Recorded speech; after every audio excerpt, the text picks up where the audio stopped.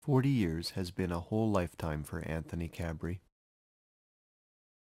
Today we look back in celebration on 40 years of a most extraordinary life. Anthony's story begins Christmas Eve, 1967. A kindly couple of South African diamond counters hear a noise at their front door and find a quite unexpected Christmas gift. Anthony's natural parents remain a mystery today. Some say he came from a family of poor diamond diggers. Others say it was Santa disposing of the child of an illegitimate elf.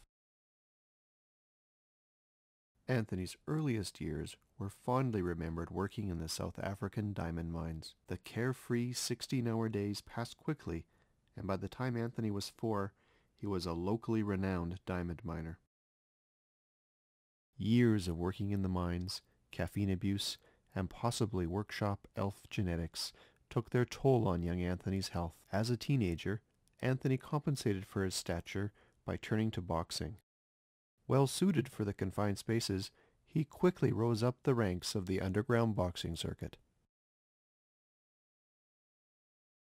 In time, Anthony was discovered by a talent scout from the Belgian Wrestling Foundation. Belgians, well known for their love of wrestling, embraced Kid Diamond, and Anthony was soon a celebrity. Anthony's wrestling career was cut tragically short after the now infamous brawl in Brussels. George "Tintin" Remy flattened Anthony's dreams with a third-round flying neckbreaker. During the months of recuperation, Anthony did not sit idly by. With his unbroken finger, he learned to surf the net and amassed a huge social network.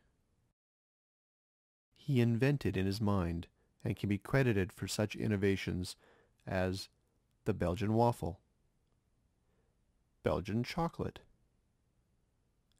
and the garden gnome. But any doubters need only note the uncanny resemblance. Anthony's near-death experience brought him newfound spirituality, and he traveled the world searching for the meaning of life. Fate finally brought Anthony to Canada. It was there, in an actors' commune in Ontario, that Anthony found the true loves of his life, Tracy and acting. Starting with stand-in and bit parts, Anthony rocketed his way onto the acting scene. His slight stature and high voice made him a perfect double for elves, trees, and small children. Alas, as Anthony's fame and wealth grew, the temptations of a celebrity lifestyle proved too much. Tracy, his ever-faithful wife, stood by Anthony during this dark time. She enrolled in psychology to better help Anthony with his many illnesses.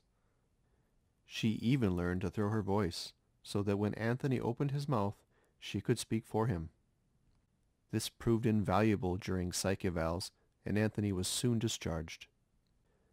Now clean and sober, Anthony dedicated his life to helping others. But it was his dream to save the mountain pine beetle that brought Anthony out west to Alberta. After moving to Alberta, Anthony returned to his love of computers. Now with 10 working fingers, Anthony was a wizard on the keyboard, and soon made a name for himself in the consulting industry. This brings to a close the remarkable accomplishments of this humble, soft-spoken quadragenarian.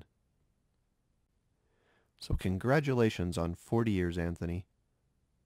The worldwide outpouring of love and support has been overwhelming, as you are about to see. Golden years go, wah, wah, wah. Golden years go, wah, wah, wah. Golden years go, wah, wah, wah. Don't let me hear you say life's taking you nowhere.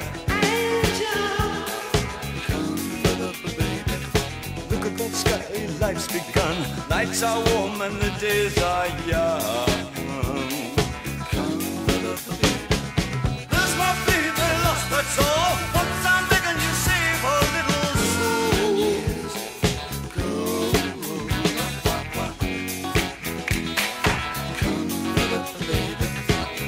last night they loved you.